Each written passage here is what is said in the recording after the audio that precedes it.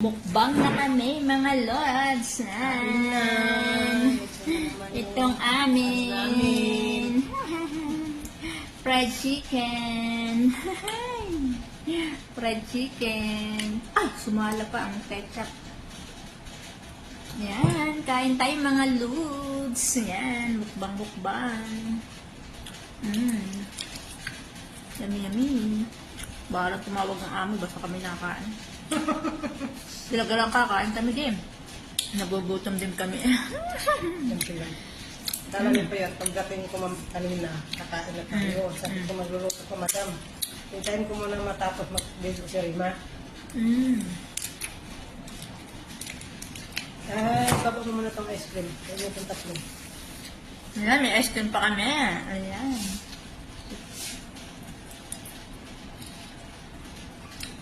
Saan talaga nakatutok. Shout out sa Gamot Dalban.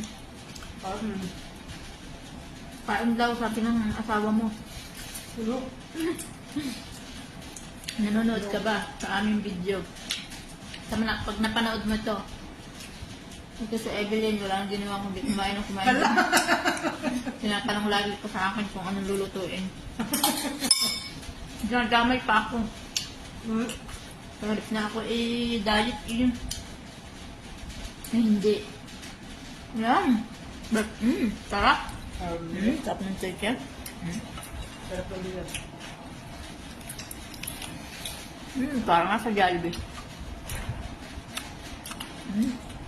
Nakakamay. Tapos yung kanin yung kanin ng parang Pilipinas, malapit. Yung panlugaw ni ako ni Duto.